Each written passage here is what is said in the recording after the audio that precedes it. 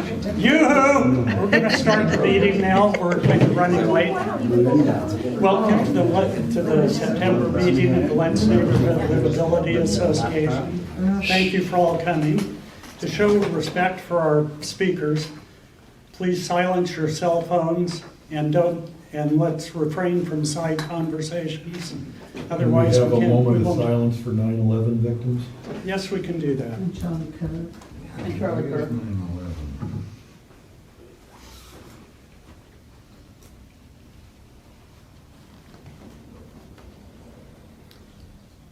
Thank you. You're welcome. Good reminder. Yeah. We attended our little 9/11 remembrance in Malala this morning. It was really refreshing. I don't even know if Portland has that. Yeah. And this is Shar and my 18th wedding anniversary. We spent it with you. Yeah, years ago, a co-worker when we were talking about getting married, because she married me for my medical coverage. And a co-worker said, well, you should get married on September 11th. She said, you'll never forget your anniversary. Oh, yeah. And I've yet to forget one. Anyway, before we start, I need to make some announcements. We have our weekly West Rock cleanups from 7 to 8 a.m. where some of the same old faces go down and clean up the confetti that drips out into the neighborhood. And they pay us a stipend that allows us to pay for the things that we do and provide you dinner like you're having tonight without relying on grants from the city. I think if we had to rely on grants, we would shut the thing down. I believe that a good nonprofit should be able to raise their own money and not rely on tax dollars. Yeah. On the second Saturday of each month, and that'll be this Saturday, we meet back up here at the church for a program called Neighbor to Neighbor, and a group of like-minded individuals go out and help mostly elderly neighbors, with little household projects. We meet here at 8:15 for breakfast, and then from 9 to noon we go out and do our little projects. And if you're looking for something to do on a Saturday morning, I welcome you to join us. And then on the third Sunday of the month, we support the local VFW, and they serve breakfast, and it's put on by the VFW Auxiliary. And Danny Case has introduced us to that. We've been doing that for several years now. There are flyers on each of the tables with helpful numbers for seniors. And I made the comment to Shar that maybe for seniors we should have made the print bigger, but she hit me. So all of this information is also available on our website. So you can check that out also, Lents Neighborhood Livability Association.org. And now I'd like to turn the meeting over to our speakers. John Isaacs, who's the Executive Vice President of Public Affairs for Portland Metro Chamber, and Jennifer Koozer, TriMet Director of Community Affairs and Engagement. And I'll let you guys take over, and I'll go stand back by the camera. Okay, I think I'm going first, and then you're going second, right? So, unless you want me to join you. well, you can. It's totally fine with me. Hey, everybody. So, as you said, I'm just looking at the clock here. I will probably be done. I'll need to be done in like 20 minutes, so then that'll be good. You've got longer than that. I know. Okay. We'll see. All right. So, okay. Hey, everybody. My name's John Isaacs. I'm the Executive Vice President of Public Affairs for the Portland Metro Chamber. The Portland Metro Chamber is the Portland Regional Chamber of Commerce. Okay, every large city in the country has a regional chamber, and we are actually the largest business association in the city of Portland. So we have about 2,400 members. And just to give you a comparison, our sister statewide organization, Oregon Business and Industry, which is we consider them our statewide chamber of commerce.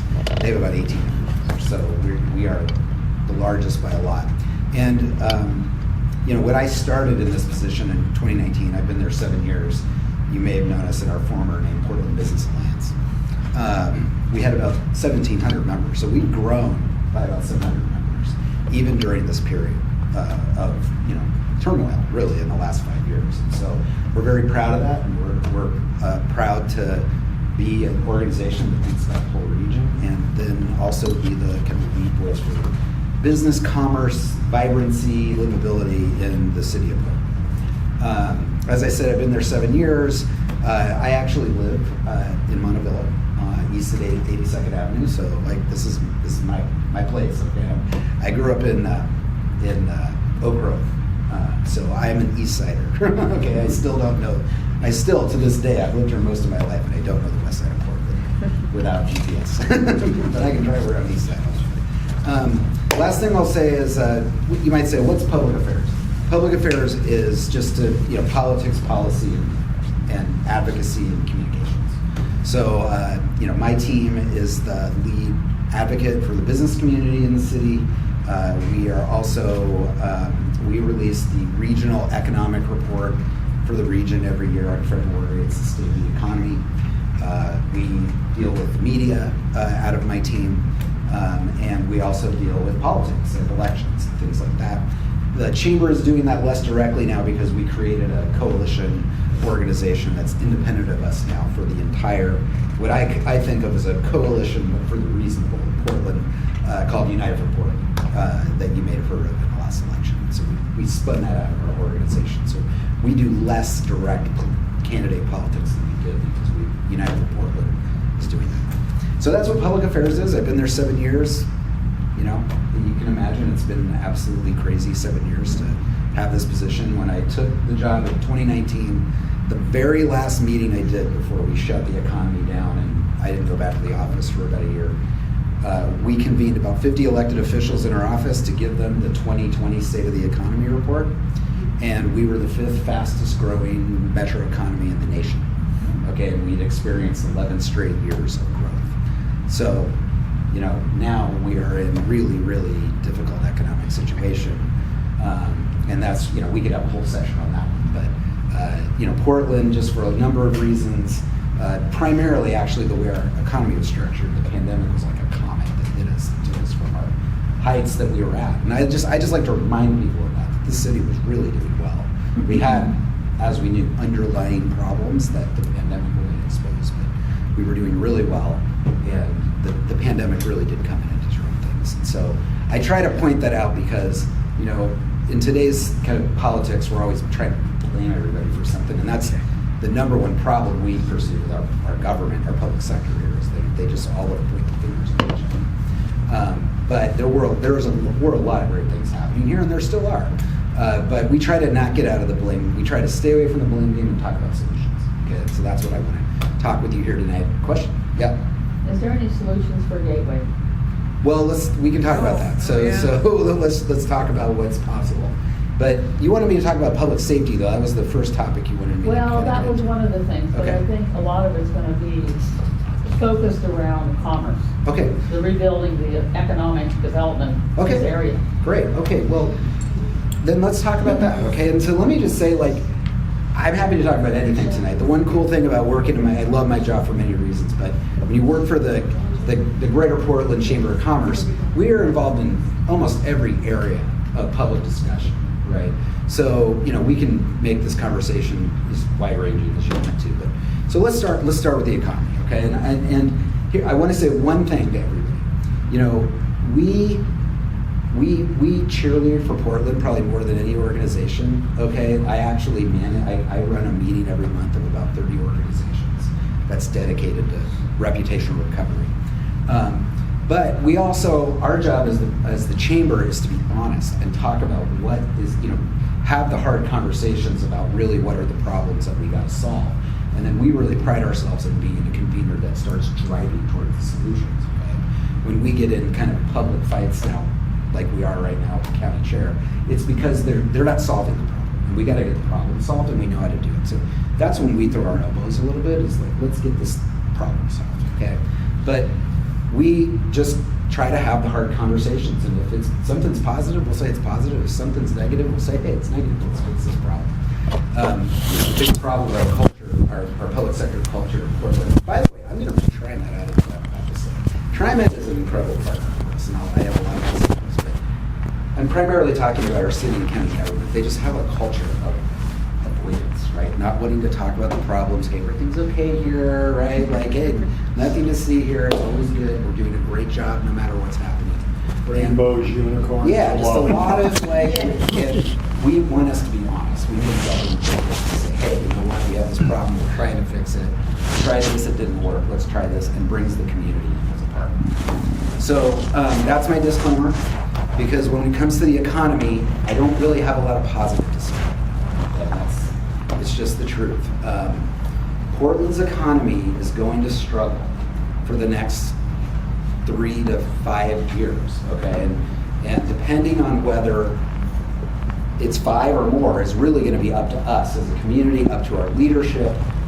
Do they take it seriously, understand the situation we're in, because it's different than anything we've done in the last 50 years? And will they take action to disrupt that so that we can turn things around? And that's what we have taken kind of a leadership role in that. We actually had a really great legislative session in terms of important short-term economic investments the legislature can make that would make a difference. So we, you know, I don't want this to sound like a doom and gloom thing. We're going to have some issues just because of the way our economy was structured and the way the pandemic affected us, okay? And we made some really poorly timed tax choices that timed up with that pandemic that we should have said, hey, we're going to hit the pause button. We don't know what's going to happen, but that's not what happened. We just plowed forward with some of these taxes, and now we've got programs that have dedicated taxes that aren't due. We all know what we're talking about. Our home services program, preschool for all, they're not doing what they said they would do because we should have said pause. We just got hit by a pandemic comment. Let's take a pause. But the timing of those local income taxes with the way our economy was structured has just put us in a position where we're going to have some tough times for 3 to 5 years. And let me just quickly explain. So, you know, we've debated over and over and over again why did we get hit so hard by the pandemic more than other cities? And the one thing I do think it's important for everyone to understand is every city in the country, I go to them all the time in my job, they have a lot of the same discussions we're having, okay? Like, they got hit hard too, okay? But the difference I see is they deal with it, okay? They get on it, okay? They figure out how to do it. Their business community and their government work together to solve the problems. We don't have that culture here. That's what we're trying to rebuild. But the real reason our economy in downtown in particular really hit us is because we were the third most dependent city in the nation on office work, okay? Did you know that? And we were the largest mid-sized metro dependent on office work, okay? Professional jobs, right? Downtown was stocked full of financial advisors and accountants, and that's what we had. And that was, I can go into those choices about why it's that way, but that's how we were structured. So if you think about the impact of the economy, it brought in the era of remote work, okay? And the jobs that moved to remote work are not the kinds of jobs people in East County have. They're the kinds of jobs people have in downtown. And we emptied out our downtown, okay? At the same time, we implemented 2 local income taxes that hit those people the hardest. So we essentially taxed the people that our economy was most dependent on. And the 2 combined, along with some reputational problems that we caused ourselves by allowing 100 days of riots, that's driven investment out of fear of investing here. You combine all that up with high interest rates, inflation, costs of doing business all going up. That's why our economy is where it's at. Okay, that's the reason, and we've got to figure out how to get out of it. The good news is, unlike most cities of our size, we have maintained a really strong manufacturing base here. So our manufacturing economies will continue to do quite well, but right now they're really being hit by Trump administration tariffs, okay? And those are also particularly bad for Oregon because we are one of 7 states in the country who exports more than we import, okay? We have an incredibly strong international trading economy here. Think of our farms and the things that they sell and our fisheries, right? I mean, I can give you all know examples. So it's just all these things together, okay, at once, boom. So we're just gonna struggle for 3 to 5 years. What's gonna happen to bring it local, okay, I'm gonna bring this down to the local. You are going to see the city of Portland and Multnomah County, and frankly, the whole public sector is going to go through a fiscal reset, okay? Because the complete collapse of our commercial property market has reset all those values. And so all that property tax revenue gets reset. And then we have a 3% growth, annual growth cap on property taxes, okay? So let's say next year, the economy just roared back, which it's not gonna do. I'm just saying that as an example. Big Pink was just sold for $45 million. Its previous sale was $330 million, okay? That was reset down to $45 million. Are you following me? Let's say the economy roars back next year. It just goes up 3%, okay? So this isn't revenue that's gone away because of a recession. It's revenue that's going away because of a structural tax problem we have that we're not gonna be able to fix right away. So to bring this back to the local level, the city of Portland and a lot of our public sector is going to go through a fiscal reset, okay? And they're gonna be cutting budgets for the next 3 to 5 years, okay? Unfortunately, I expect there at some point to be some new big tax fight, okay, where the cuts are too hard to stomach politically so that they go to new taxes. And we're in a place economically, we just cannot do that. Okay, we're the highest tax city in the nation, you know, have the highest marginal income tax rate in America, just below New York City. So we just don't have much tax, as I think this room probably agrees, we don't have more taxes to squeeze out of people, especially if we're entitled. So and I'm not saying that's gonna happen, I just, knowing politics, I've been in this business for 31 years, in this job for 7 years, I just think that that's gonna come. The good news is the governor's tax advisory group just released 19 recommendations for reform where we can fix things structurally. But I'm talking about big stuff here. I'm talking about we're gonna have to get into the structure of our taxes and things like that. We're just gonna have to have a lot of hard conversations as we get through this economic bump. How and much? we come out of it. Yep. You keep talking about the economy. Yeah, well, that's what I thought you wanted to talk about. And I'm kind of bringing the it down thing- to the local. Yeah, but the thing is, Yeah.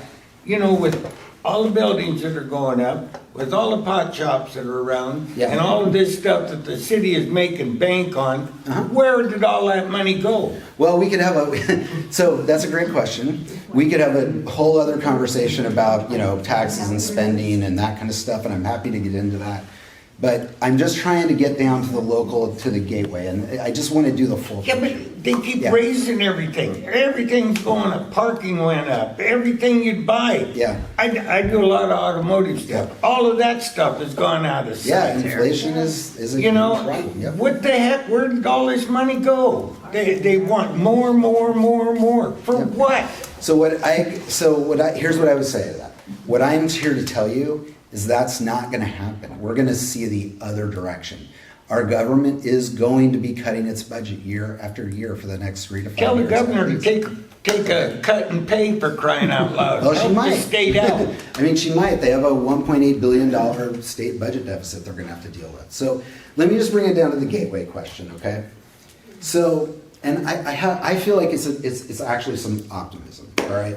So because our economy, and we could predict this was going to happen, we've actually got a lot of underlying things done. Frankly, with the last city council, this current city council is getting nothing done. The last city council, whatever you thought of them, we got a lot of structural things done to prepare for this. I mean it. And one of them is, we, for the first time ever, got an East Portland tax increment finance district, a TIF district. And a lot of times you hear that and you go, oh, that's not, I don't think that's a good thing. It really is, okay? It's gonna take a few years for that money to come online, but once it does, you're gonna have an economic development district for the first time, and Gateway's in it, Okay? Can you explain what that is? So a TIF district is simply where you you borrow against future tax revenues that you can predict. Okay, it's actually a really sound tool that cities across the country use. Okay, it truly. It But is. where does Yeah. that money, historically, where has that money gone, or to who? So it And has. who benefits? Yeah. So there are areas all over Portland that have benefited from it. The Pearl District benefited from it. Okay. The Albina benefited from it. Okay. And you know they have their pluses and minuses, but those areas are vibrant. They were areas that weren't, that are now, okay? And in a way that the community gets a say in. I think Portland's gotten a lot better at doing them. There's a TIF district now in North Portland, in, I believe, Kenton. I can't remember the exact neighborhoods, but they did go through a really strong process with the community there. They have here as well. What I'm saying is that in the next 5 years, these resources are gonna come online and they have to be spent in the district, okay? So you will have an economic development district here that didn't exist. It's never existed for East Portland. It's an inequity that was corrected, and it's coming. For the next 3 to 5 years, we're gonna have to work on this together. We're gonna go through some tough years here, but there's light at the end of the tunnel, okay, is what I'm trying to say on economics. And it'll give an opportunity to the city, and in a more partnership-oriented approach, to kind of correct some of the things that we probably just read about in the Land Week that went wrong with Gateway Part 1. John, Yeah. we're not Yeah. fighting against you, we wanna hear. I know, yeah. I We was- wanna get information from you. Yep. So how much is the TIF district that you're talking about in Gateway?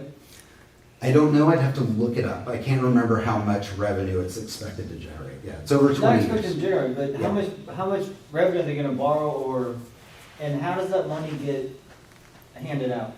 Who gets So, that? yeah, so a TIF district, as the funds become available, they've already set a policy in terms of the things that it has to go to in terms of percentages, okay? So, as an example, 45% across the city and its TIF have to go to housing now, okay? Because we have a historic housing shortage. It's actually the #1 drag in our economy here is our housing under production, which I forgot to mention before. So it's gonna bring funds on to build more housing. That's an example. I don't know the whole formula. I could look it up, but the city council already approved that, okay?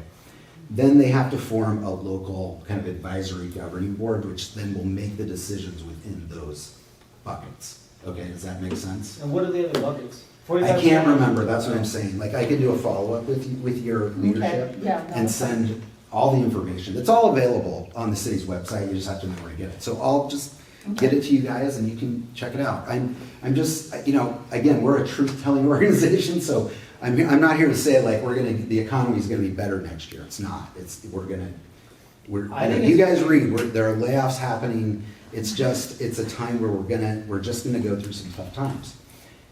But what I'm saying is this area does have, for the first time, an economic development district coming online.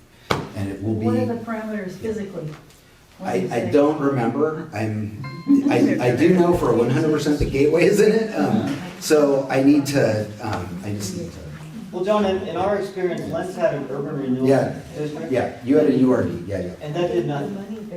The Prosper Portland took that money down 15% a year for administrative costs, down to basically zero. And we got 4 large apartment buildings on Foster that absolutely provided zero. Yeah, the reason I said that the city has learned how to do these things better, I am endorsing the city on this.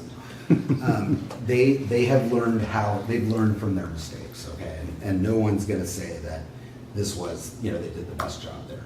Let me tell you one other really good thing that's happening for East Portland. You have a really outstanding champion in Loretta Smith on the city council, okay?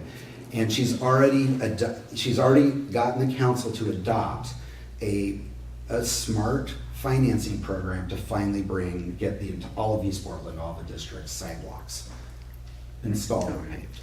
Okay, so that is probably the best action that the current city council has taken thus far, and we testify in favor of it. So, So has that kind of been finalized? Is it bonds that, what is? yeah, she had to kind of come up with 3 or 4 financing tools, but she did, because Loretta is creative, and she's been around, she knows how to do things.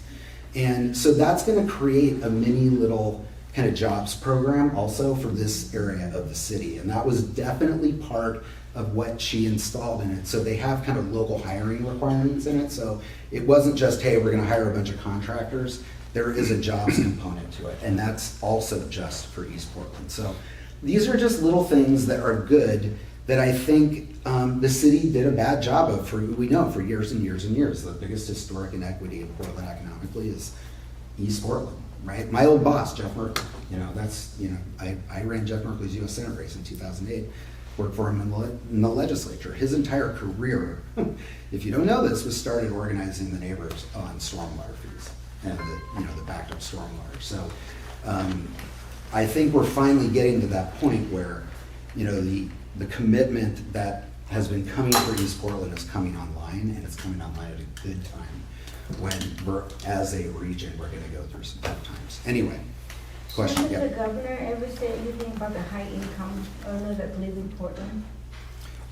What's the question about them? The high income earner, because they have to pay for that 3%, are they live in Portland? Yeah, Live so- in Portland, do you know? So here's that debate frustrates us of like, are rich people moving because of this tax or not, right?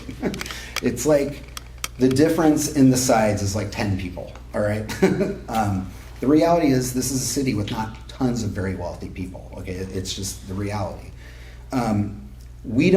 That's not the metric that we think we should be looking at, okay? Here's a fact. Since 2020 or 21, when that tax was, first came online, we have lost $3.5 billion in taxable income from Multnomah County to Clark County. Okay, that is Multnomah to Clark.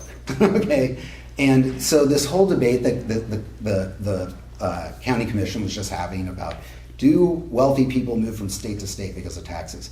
It was like so irrelevant to what we have to look at, which is we're next door to a county that has no income tax, okay? And so when we're the second highest income tax in the nation, only to New York City, okay? And if you make $125,000 in Portland, you pay the same marginal tax rate as someone who makes $25 million in New York City. That is a fact, okay? I'm not, you may think that's okay. I'm saying that's a fact.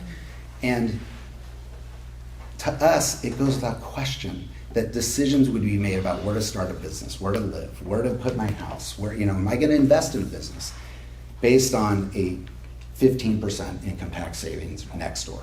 So we documented in 2023 that the largest tax differential within a metro area in the nation is here between Multnomah County and Clark County. So for us, we want preschool for all, okay? There's no doubt that all the economic data will tell you, research, years and years and years, communities that get to universal pre-K, over time, all their social indicators improve, everything, economics, jobs, okay? That is a good thing. We all agree on that goal. We just can't have it paid for by something that's killing our economy, because over time, that erodes our tax base. And so that's what we want them to look at, like, hey, how do we make this work more efficiently? All right, maybe we don't need to build new schools, because right now that's the plan. Multnomah County is going to build schools. Okay, maybe we should not go that grandiose. Let's look at how we get all our kids paid for. Okay, let's start with the most historically underserved communities first. Let's scale it up that way, and over time, let's figure out a better way to pay for it. Okay, let's lower the cost and a different way to pay for it. That's our position. What the governor asked Jessica Vega Peterson to do is, hey, you have $600 million in reserves. Sorry, I need some water. I'm just like talking too much. Could someone just give me some water? That'd be great. You have $600 million in reserves. Put it on pause the tax, okay, to help our economy. 1 year, 2 years, draw down off the reserves. We can get the program reformed, and then we can go forward. That's what we support. Okay. I actually think the base model is completely wrong. Thank you so much, I appreciate it. Portland tries to take care of people, and they want to take care of everybody because that's the way you have people obligated to take care. And I would actually challenge that fact that you just spoke, that actually preschool does not make any difference. I can't remember the figures, but I've read it somewhere. Okay. We need to take care of the basics and make Yeah. people responsible for themselves. And Tina Kotek is trying to push through taxes at the last minute when people have gone home and nobody knows about it except the taxpayers of Oregon who are trying to inform everybody. And she's putting up the gas tax again on people who have to drive from A to B. They daren't ride the trains because the drug addicts are smoking crack. I know this sounds like a rant, but the business tax is what's causing people to leave. The big window company down in Southern Oregon, gone. Yeah. The state government has destroyed the logging industry. They're not too fussy about getting this gas thing in Koozer Bay. I'm kind of out on that. I don't know what to do about it. I know that those people need some help. You're not friendly to business. You're not. Hey, remember, I'm here for business. So here's the thing. I just want to make sure you know. Yeah. Why is everybody going to Florida and Texas? And how come Florida has so few taxes compared to here? And here we are struggling.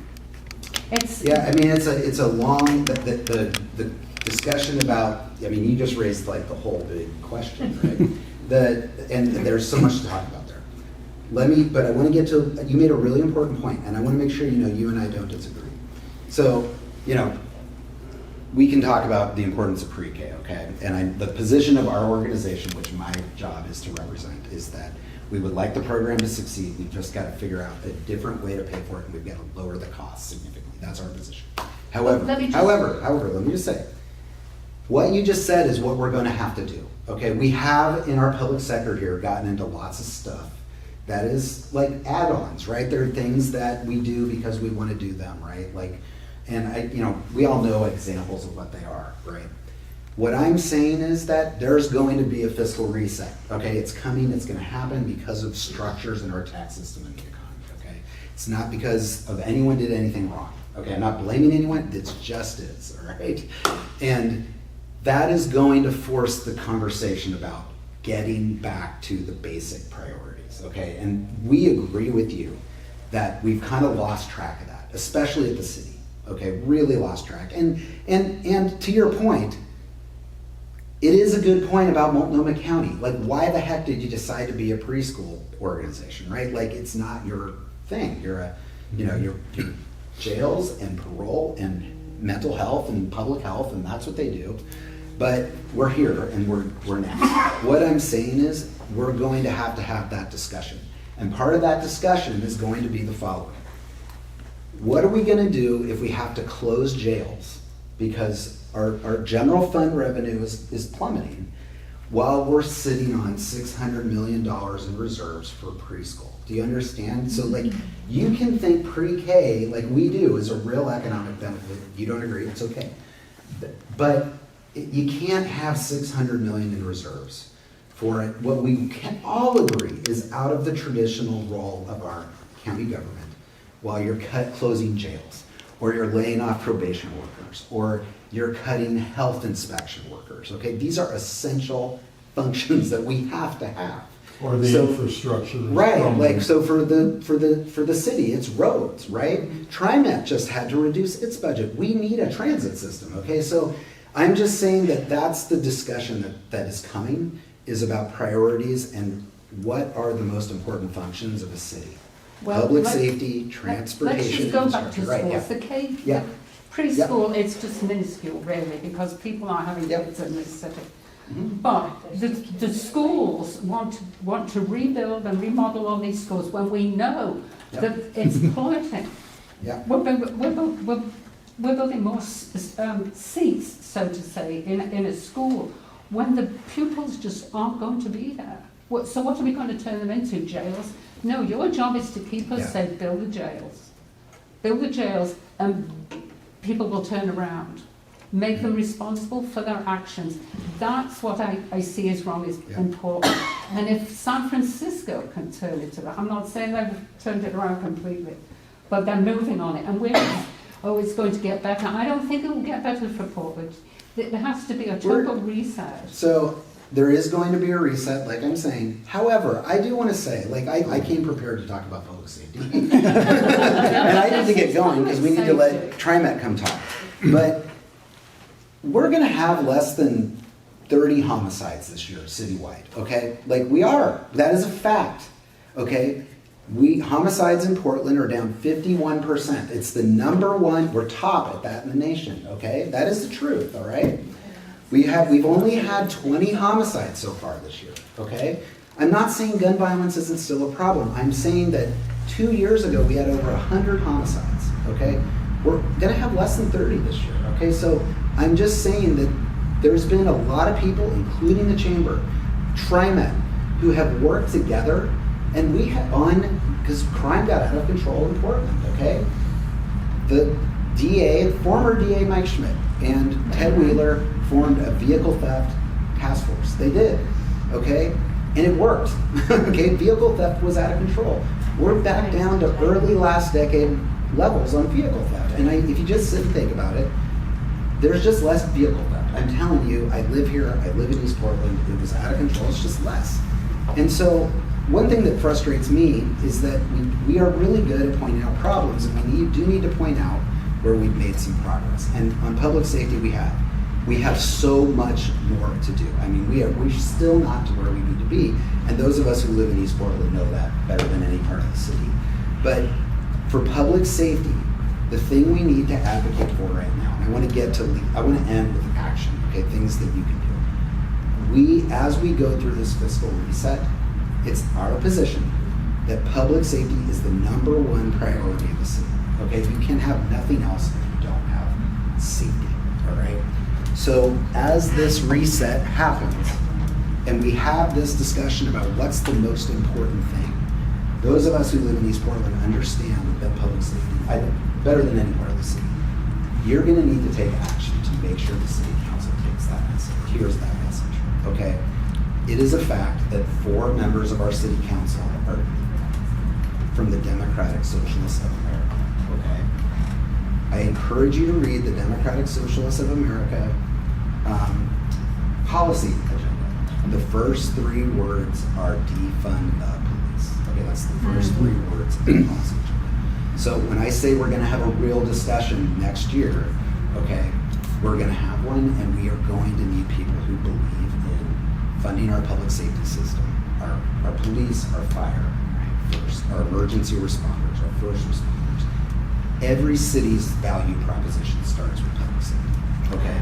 So this is the action that, taking this big conversation we've had from economy, what's happening all the way down to, because of this fiscal reset, we're gonna have this conversation. Public safety, number 1. When it comes to the county, the district attorney does not set their budget. It's set by the county commission. The county runs our jails. The county runs probation and parole, okay? Both of our local governments are essential to public safety, and they're gonna be having the same discussion, and we just need that voice heard. Okay? The chamber will be very, very proud to lead that effort, okay?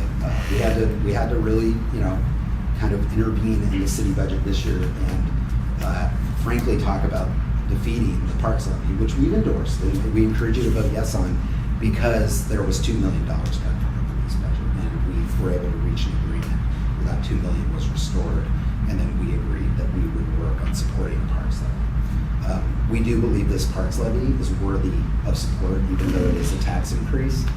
Again, that value proposition, okay? Public safety, and part of public safety is having clean, safe parks. Our parks are one of our most important economic assets. Okay, if we're going to talk about what are our strengths, how are we going to turn things around, parks in Portland are absolutely one of our strengths. So the chamber made a very difficult decision after some tough negotiations. There was proposals up to $2. This tax would have gone to $2. We settled at $1.40. Okay, so we felt like, all right, we negotiated down 60 cents out of it. That saves, everybody some money, but we're protecting the maintenance, safety, and the most important programs in our park system, because the parks is going to have to take some cuts next year, and at least we know in the levy we protected the priorities. That's how John, that levy we look at it. That levy is a tax. Correct. It's inflation. So Yeah. you're increasing, you continue to increase Yeah. at every level across the board, taxes, fees. Again, not me. But that's what you're advocating for. No. Well, in this case, we are, and it's like these are tough choices that we're going to have to make. I'm just saying that in our perspective, and we thought the proposals of how high this tax increase got were too much, and so we actually, it was a tough negotiation. It wasn't easy, and we feel like $1.40 was a fair place to land. And what's in the levy to us is most important. It's dedicated to maintenance, cleanliness, and safety. Okay, it is dedicated to that. So knowing that the city's gonna have to take cuts next year, our belief as the chamber is that we're protecting the most important parts of it, and then the cuts will come from the things we all know are that next year. Did you guys Okay. support the school bond or school levy for over The school 1.8 bond, million? yes, we did endorse it. So that's another increase. You're No, that talking was not about- an increase, that wasn't an increase. Okay, but you're talking about. If it had been, I can tell you, if it had been an increase, we would have replaced it. You're talking about building the 3 most expensive high schools in the entire nation, not one of them, 3 of them. For a student body at Jefferson, which is less than 500 for a capacity of 1,700. Yeah. How could you support that? Yeah. So that's a whole other conversation. I'm just looking at our time. The only thing I'll say about that is we had some really difficult conversations with the school district, and we believe they're going to be able to toss it down. We have a quick question. But because there was no tax increase, One last it's question. $1.3 billion in construction. How Yep. closely is the chamber working with Prosper Portland? Because out here in East Portland, a lot of businesses are struggling and a lot of them Yeah. might not be around. So how closely are you working with Prosper's to make sure that business are staying in East Portland? So we are going to need to. We work with Prosper all the time. They're our economic development agency. We're the Chamber of Commerce, so we work with them. We don't always agree. Like we agree and disagree a lot, and we have difficult conversations. But we are going to have some conversations about some things we're going to need to do to retain small businesses here over the next few years. We are. I'll give you one example that I think there's a pretty broad political support for, and I'm going to end on this, okay? I think that we have support, frankly, amongst more than a majority of the council. Again, this isn't a proposal that's on the table yet, but in terms of talking with people about the policy, it would be to increase the to raise the floor of when a business has to pay the business license tax, okay? It's actually very low. You can be a one-person sole proprietor business sometimes and still have to pay it. So we've talked conceptually with a majority of the council, and there's support about increasing that as a way to retain small businesses here. We are actually one of the most, per capita, we have more small businesses than any city our size in the nation.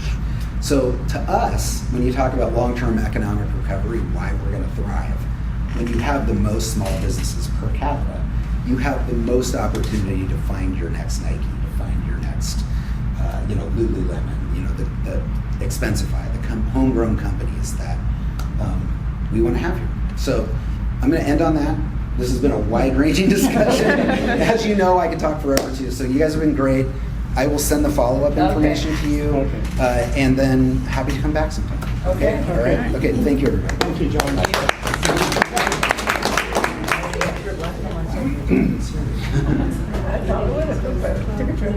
me get back. So you get the computer thing figured out? Yeah, my computer's working now, and we just worked it, and, thank You left your water. Oh, okay. You're not skipping out.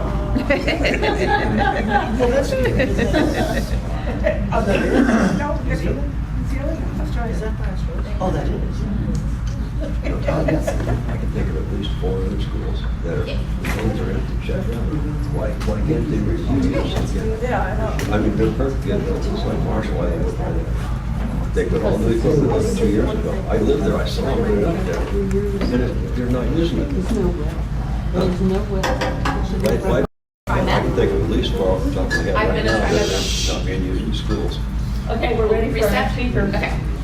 Why I'm don't Jennifer you do it Koozer. when you got those? I'm from TriMet. I've been at TriMet for 23 years, and I'm with my friend Julia Reed from the city of Portland, and we're here to talk about 82nd Avenue. Oh, boy. Yeah. Come on. So, Come on. who walks on 82nd Avenue? We have walked it during the Yeah, we parade. walked. Yeah. Oh, yeah. I was there too. We were both there. Who takes line 72? Who what? Drives line Line 72. I Bus. know. Long time ago, we Okay. Who drives on 82nd? We did, absolutely. Okay. Okay. Well, 82nd, I'm sure you've seen that there's a lot going on 82nd to make it safer for our people using all modes of transportation. And we want to talk to you about the next phase of that, which includes upgrading the line 72 to FX. So that's like the long green buses on Division Street with the nicer stations, transit signal priority, a whole bunch of things to make the bus trips more reliable and faster for people who are on the bus. Right now, actually, Julia, you want to go ahead. We're about improving access to transit and making it safer for everybody. Line 72, let's move on to our next slide, is the highest ridership bus line in all of TriMet, which is actually also makes it the highest ridership bus line in the whole state. But those buses get stuck in traffic. So we've got full buses with people stuck in traffic. So we are working on this project to upgrade that service to FX. You've also, I'm sure, seen that there are a lot of bus stops that don't have any amenities for the people that are riding and are often they're unsafe conditions. So FX, what we have on Division and what we're bringing to 82nd, makes the bus trips faster and more reliable.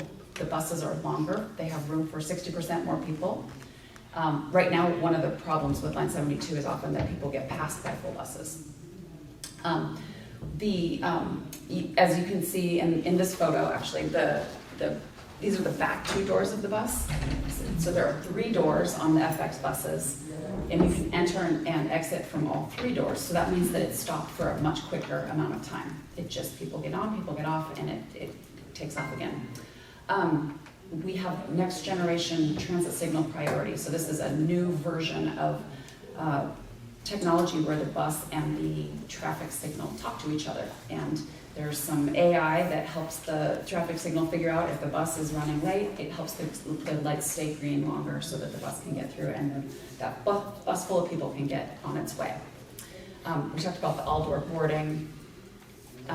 The stations have the amenities, the real-time transit arrival information, much brighter and bigger shelters. All of these have lighting inside them, so it's a much safer feeling place, and there's a lot of visibility on the station. Next slide, Julia. The other piece of these stations is that we're taking the many stops, some of which are not the highest quality, and consolidating them into the places where the most people are riding. So we are planning 68 station pairs along 82nd Avenue. So this, I know we can't read this map here, but I'm going to point you to our webpage that has all this information. There'll be, each of these stations then will be at a crossing, a safe crossing. The project includes a lot of safety and accessibility improvements along the sidewalks as well. And this is all coordinated with the work that PBOT has been doing and is going to be continuing to do on adding sidewalks and crossings. We talked about transit signal priority. How far south is the south? Yeah, it goes to Clackamas Town Center. Yeah. So, and if nobody rides line 72 now here. No. Okay. This line is replacing the part of line 72 that is on 82nd, and then there's another leg that goes through Northeast Portland that will continue to be the line 72. And that northernmost part is Lombard. So, as I mentioned, there's the work that PBOT's doing now, and a whole bunch more work. So, in addition to the transit improvements, PBOT's continuing the work that's happening where you've seen some medians, just a lot more sidewalk, trees, and both of these, the next phase of projects are going to be built together. We can talk about, I think our next... Yeah, what's all this concrete stuff that they're putting out, like down Division? Yeah. Why, and then another one just off of Flayville and 72nd, I think it is, they put a daggum you got Playville, and 1 block later, you got another light for a crosswalk. And then they put those concrete jobs in. Hell, those things have been there for years. Why all the concrete all of a sudden? Yeah, those are, I'm not sure if I know which one you're talking about on Playville, but the medians are to help pedestrians cross more safely. And in some places, they help limit turning movements because a lot of crashes happen when vehicles are turning left. So when we can focus left turns at the places that are safer, we see a lot fewer crashes. Yeah, but you can do like they do on 122nd, put those lights, you know, that you've got to stop. Oh, the flashing lights? Yeah, the flashing lights. That's That's a heck of a lot cheaper than pouring all this concrete out there. You know, it just, to me, it's mind-boggling. I mean, I'm 82 years old, and I've seen a lot of changes in this city. But when they started pouring all this concrete down there, and then the people on Division, how in the world are they going to get from one side to a business on the other without having to go 3 blocks, make a U-turn, and come back? It's stupid. I hear ya. Well, it's not just stupid, it's inconvenient, it takes up time, that's wasted time. And what's the cost of 100 feet of this concrete medium? Yeah. So on Powell, you guys, whoever just built from 76 to 79, and so now you've got to go to 80th or 82nd to get out of your residence. So, I mean, to me, it feels like it's either a protection for the homeless, so they can have a safe place to walk across the street, or you're trying to stop the people that do whatever stuff in the cars. Otherwise, it doesn't make any sense because you're making it inconvenient for the residents and for the businesses. Yeah, it can make it less convenient to drive when you have to go a more circuitous route, but it makes it safer for people who are walking and biking. And it also prevents the crashes that happen when vehicles are turning left. That's where we see more vehicles crashing into one another. We have bike turn right at that intersection. So that's what we're here to share with you and get some feedback about. Julia, but wait, there's more.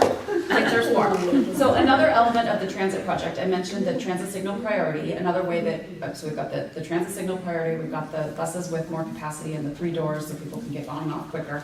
Another way to help the bus stay on schedule is to give it priority by having a bus lane. So one of the things that we're considering is having a bus and, a business and transit lane. So that's where you take that outside lane, the right lane, the lane closest to the curb, and reserve it for buses and vehicles that are turning right. So then the left lane is for all the through traffic. And then there are left turn areas as well. So that is something that we're considering for this project on all of 82nd. We've been looking at this idea for the last, so that's since the bus has down by Ross and what's it, Koozer? Yeah, in front of And it has their own Winco in Clackamas. Yeah, that's Yeah. exactly what it is. Okay. Yep. How many cars travel on 82nd between, let's say, Foster and Gleason a day? One of your colleagues has that number. I'm guessing it's thousands and thousands and thousands. Yeah. So you're gonna take that from a 4-lane highway, it's a freeway, right, or highway? It was recently, Julia, should I hand this over to you? Sure. Because- So you're taking that from two lanes each way to one dedicated bus that might come every 20 minutes? That's a, Let's talk, it's Yeah. not every 20 minutes. So you're right, 82nd Avenue was a 5-lane roadway. A few years ago, I mean, it has been a highway for decades. A few years ago, it transferred ownership from the state to the city, so it's now a city street. And with that change in ownership came some money from the state to the city of Portland to address some of the huge backlog of safety and maintenance issues on 82nd Avenue. It's anyone who's traveled it knows the street is in really bad shape. The pavement, the sidewalks, the signs, the lack of crossings, all of it, is in need of a lot of repair. And so as part of looking at how to improve the street, and as part of repaving the roadway, adding some additional crossings, some of the things we're exploring with TriMet with regard to whether or not this converting the outer lane on 82nd Avenue and one outer lane each on 82nd Avenue each direction to a bus and turn lane, and understanding if there's community support for that change. So that's part of what we're here to talk to you about today. I don't think it should be a bus-only lane. No. Bus and turn is No. the. It should just be, if you want to make a right turn, you can make a right turn, but it shouldn't be restricted to that. Again, you guys are cutting down travel for all of us trying to get to work, pick up our kids, go to the hospital, whatever it is, you're making it inconvenient and take longer. For what? But if So you're the behind, bus- if you're behind that big bus, they're going fast, and they're gonna. I mean, it's kind of clearing the way for you to go as a car, because you you can go know. around it when it stops, but if you have a bus-only lane, now you're not allowed as through traffic, you're not allowed to travel in that lane at all. Why should TriMet get a dedicated line? We paid for that street over and over and over again. Now you're taking it away?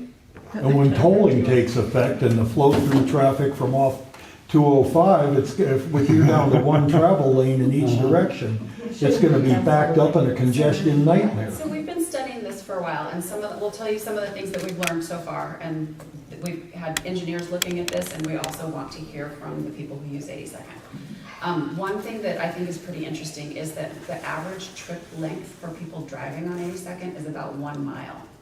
So most people are, I disagree. and that might not be your experience. Was That's that what, before Walmart was closed, before Fred Meyer was closed? When was this study done? do you know what year that would have been? Data was Who did from they before ask? Walmart. It's Yeah. modeling data based on traffic information about where trips are going. I think it's like linked to cell phones, I believe. Mm-hmm. Well, that's one thing, that's a fact from our traffic engineers. No. And people on the bus, their average trip length is about 3 miles.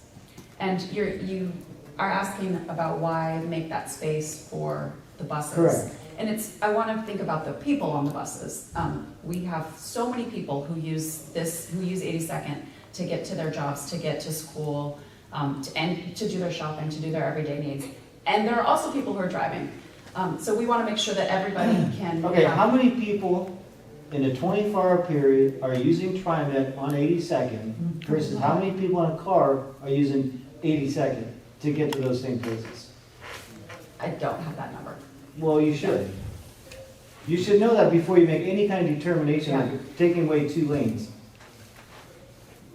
And there's a lot of trucks and business vehicles that travel up and down 82nd also, and so you're gonna put them all in one lane.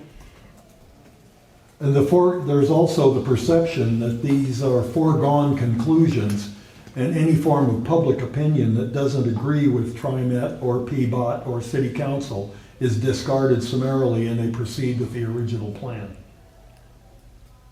I would say that we're here today to hear your responses. This is a proposal. The decision has not been made about the bus and turn lanes. We're actively gathering information from. And we're actively telling you. You're actively telling us. The political decision about whether or not the city will move forward with bus and turn lanes on 82nd Avenue and where those will be and how long they will be is being made by a project's policy and budget group. The meeting is November 7th. And we have a citizen advisory group that's made up of neighbors, folks who use 82nd Avenue, live near 82nd Avenue. We have a meeting with them later this month on the 24th of September, and then again on the October 22nd. So Is that a public meeting? They're all public meetings, yes. And where is the one in September? So it's at PCC. All of this is on our webpage. Yeah. A lot of people go to web pages very well. Some of us are not young. Sure, but I want to make sure that we can point, people who are interested in this meeting, we can And send you that what's the information. website? What's the website? TriMet.org / well, actually, we're going to show it. Do you want to advance to that? Just look at that. Back here at the end. Yeah. Well, Oh. the email address. Community affairs? Well, that's our email address. I thought we had updated that with the webpage. Sorry. TriMet.org / 82nd, A2ND. How many meetings have you guys had public? I know you've had a couple, haven't you? Maybe like 5. Well, the community advisory committee's had probably 5 meetings so far. Let me get the time on the. And we did a kind of survey on this question this spring. We mailed information to all addresses that are fronting 82nd, to our email subscribers. I hope that the neighborhood association. What kind of feedback did you get? And we actually got a lot of support for the business and transit lanes. We got about, in that survey, we got about 1,500 responses. And there were more people that said that the lanes for business, for buses and right turns, that they said that was worth it more than people that said it wasn't worth it. That was the question we asked. We said, here are the benefits and trade-offs. I was Do a you think it's member of worth the 82nd Avenue Steering Committee. We used to meet at the old bowling alley up there by Rocky Butte. And that whole process just seemed very rubber stamp. I mean, if you came up with a conflicting idea or you didn't go with the group thing, you were out. That must have been when the street was under ODOT ownership. Because Yeah, it I was managed during the group. transition. I managed the group after the transition, and I know that you weren't in that committee since it's been under city ownership. So it would have been under the previous. It's like there was definitely a mindset how things were going to be. And if you didn't fit with that paradigm, you were out or you were marginalized or whatever. Well, I'm afraid this decision's already been made. And that we really don't have a voice or any way of reversing it.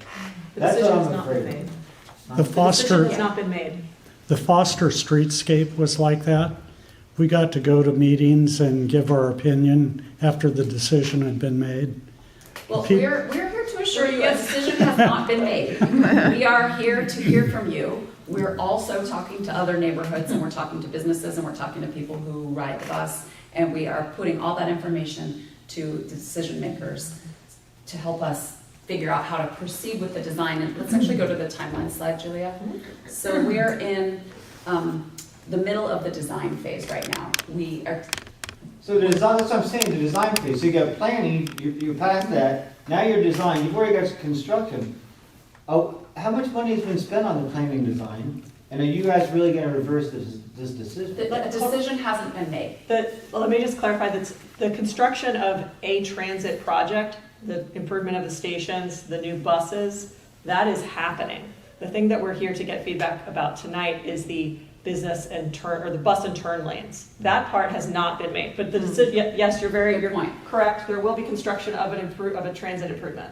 New stations, new lighting, sidewalk improvements, crossings. Some of that you can see is already, part of that is already happening. But the How bus would you and turn guys lanes are recommend not that we determined.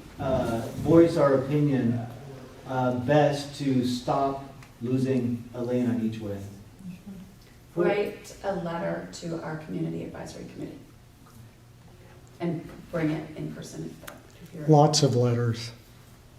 All Well, of the thing you, that- if you feel The like thing it. I don't understand, I mean, how many years did we have TriMet that we didn't have all this ucky? We have more people You riding. know, years and years. And now all of a sudden they want to upgrade everything, they want to raise the taxes, they want to do all this. You know, if it's not broke, don't fix it. But there's more Well, it's- people riding the yeah. bus now. That's a good point, yes. There are more people that depend on line 72. And line 72 gets stuck in traffic. Okay. So Yeah, but they the still people got who have- through. The people who don't have the choice of using a car, this is to help make their lives easier. They want to eliminate the cars. Correct. No. That's the No. bottom line. That's the No, bottom it's a line. They want balance. to put everybody It's to in make it work buses for and everybody. bicycles. It's to make it work for everybody. I took TriMet for 27 years of my job.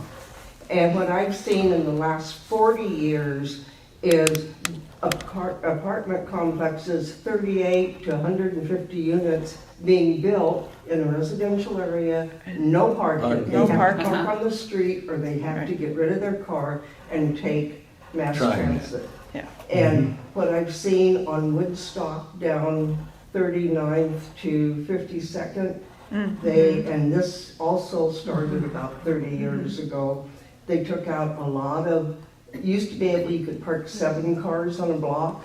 Now you can park 4, because they put those curves in, okay?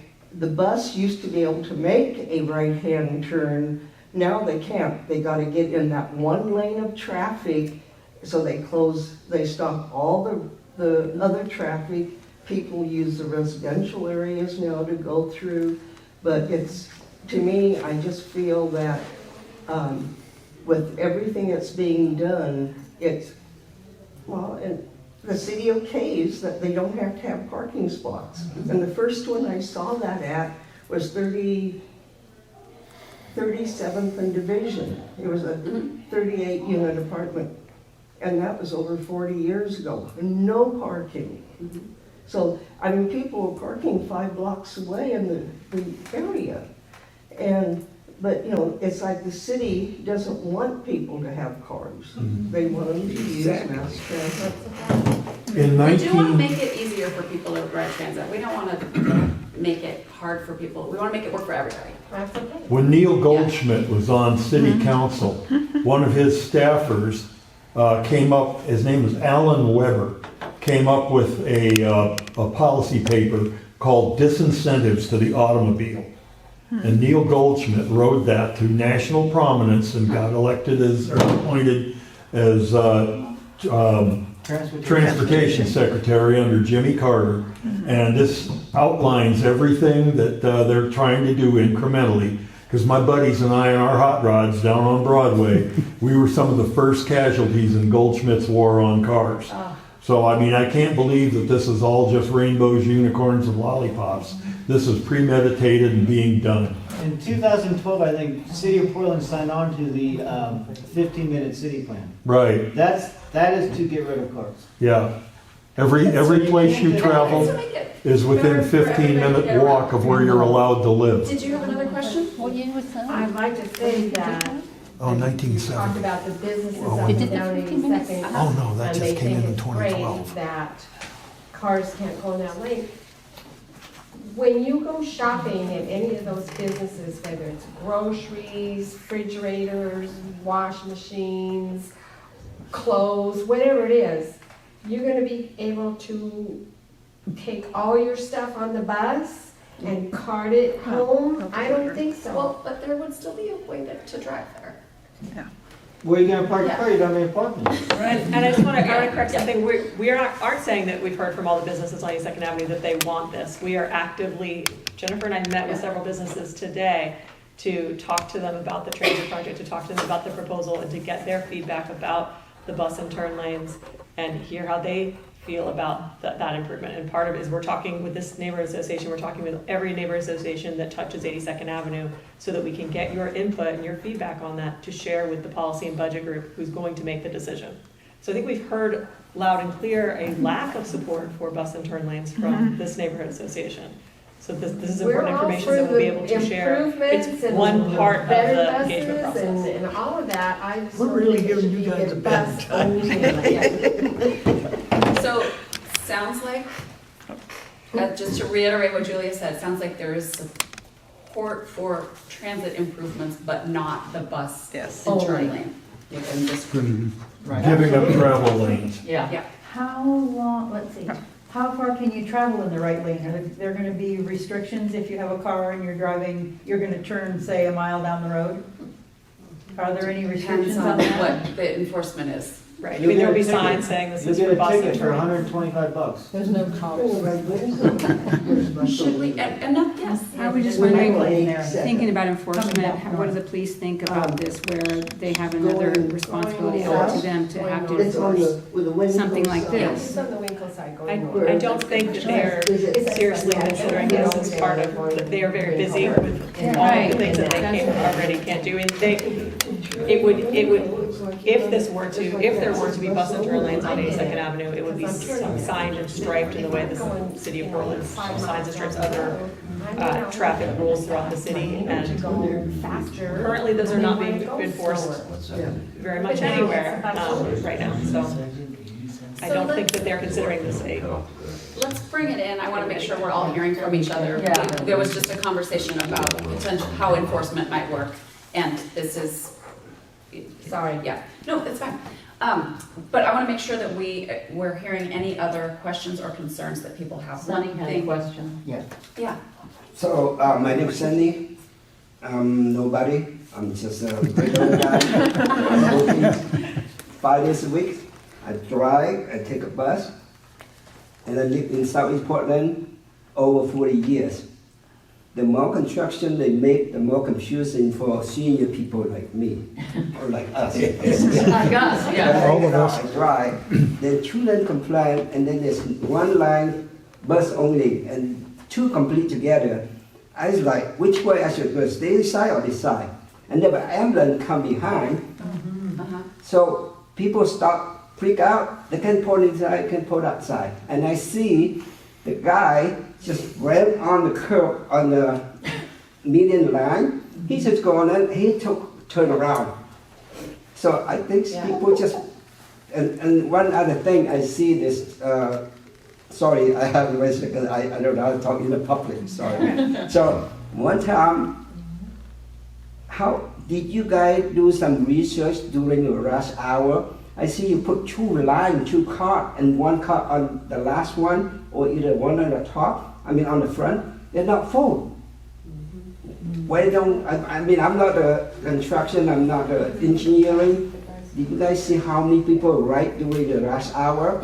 Or people are working in downtown, they drive their car? So we need to, I don't know, like, make adjustment on the two car or one car during the rush hour or not rush hour. You see what I'm saying? I think that'd be a nice alternative. I don't know, I'm not into No, it. I think, so because I during told- non-rush hour times, dedicate a lane to TriMet. I think we'd all be for that. Yeah, But- I agree, that's a good idea. Yeah. During non-rush hour Yeah, times. yeah. When Just it's like- when there's not a lot of traffic. Yeah, from 7 to 9, you know, the type of thing, when you have, like, onto the Bay Area from, you have the So some diamond people- lane, you have the like- diamond lane. Like I say, some people might afford to buy a car but not insurance. Yeah. Some people doing because ride a bus because it's cheap for car insurance. But during rush hour, everybody want to go home. During such hour, people want to go to work on time. So I don't know, TriMet have do that research for timeline. That's an I don't know. we've definitely heard that suggestion before of having the bus and turn lane be only during certain hours. And a question that has come up is how would that be confusing for people driving? I don't know. I don't know. But it also doesn't quite get at the purpose of helping the people that are on the bus get to where they're going on time if they're then stuck in traffic. Do people on buses have more social credit than drivers? Yep. Do they matter more There's than just we more do? people in a bus than in a Well, car. if the bus can talk to the traffic light, then when he's going, he wouldn't have to stop You're right, at the they- traffic light, so he wouldn't be caught in the traffic. Well, there's a lot of space between the signals though, yeah. But you're absolutely right. The other tools that are in place with this project, the transit signal priority, the stop consolidation, the all-door boarding, all of those things are gonna absolutely help the people on the bus. TriMet riders are extremely subsidized per ride. Car drivers with gasoline, maintenance, insurance, etc., we're not subsidized. So to put them ahead of us in any kind of priority is demeaning. It's insulting. Very much. So which lane do emergency vehicles have in the plan? They would be able to get into the bus lane Then during an there's no emergency. place to pull over though, right? So if somebody, say I'm in the, They kind of do whatever they need to do during an emergency. A friend of mine's told me about seeing an ambulance go onto the center median on Division Street. Yeah. Right. They have cement there. Mhm. We used to have a bike lane too?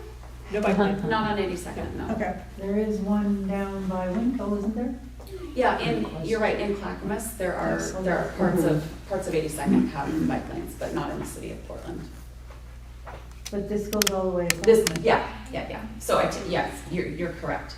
The portion of 82nd that's in, well, there's a lot that they have to listen to. Right, because- and that's the so- point. We our Foster almost south for a long ways. Yeah, The what? so. Lens is one of, so you've got Lens, you've got Montevilla, Not on and what are the neighborhoods north and of Clackamas, Montevilla? but you have two. Hazeltree, You have 2 lanes. No, that on 82nd, north of, on north of 82nd. Madison By Natural South, Grocers. There's 2 lanes and the bus. Park Road. And there would only be one. Sumner. Right, it would only be 1 lane. Sorry, what? For Oh, we traffic got to 3 of go. us here from Sumner. Yeah. Sumner, yes. Yeah. And then it was like. Because those are the, So right those are the now, neighborhoods that are most 82nd has 2 directly lanes affected. and a bike lane. by We're- whatever It would only be decision. 1 We're meeting lane with all, and you then were 1 all, for the you all bus. are actually first. I'm gonna pass out these business cards. But the project that we like Goes with the line, the line the go. recommendation to write a letter You can from get the neighborhood that association and to the go. community advisory group is a really good one because it is. And when they Because it doesn't bother me if I I know what I'm doing. I know. You all that's see because places of there's 2 lanes. where you go. And using it and paying for it. In your position, so it's helpful for the decision makers to hear that from a body like the neighborhood association. And you were a large neighborhood association. I can't hear what you were saying. Sorry, it would be helpful for you all to write a letter as the neighborhood association to the community advisory group for. Who's on the community advisory group? There are about 18 to 20 people who are a little bit. Is it just for 82nd? It's for 82nd, yes. I mean, it's for, well, the folks live on either side of 82nd Avenue. Oh, okay. So it's not citywide people, it's people that actually live on 82nd? 22nd, the city and, yes, exactly, the city And and so Clackamas County. I'm guessing that they're leaning towards removing a lane for vehicles and dedicating it to TriMet, or how are the people on the advisory committee? Where are they It's a mix. It's a mix. We have folks that are from the business perspective, the folks that Chamber of Commerce for Clackamas County and the Business Association for the 82nd Avenue Business Association, and folks who live near who want it to be safer. Well, we all want that. Right. Oh, yeah. And some folks see that the cross-country lanes as a way to make it as a part of making 82nd Avenue safer. Some folks do not like it at all. Well, the problem is if you guys can make it 6 lanes and have a lane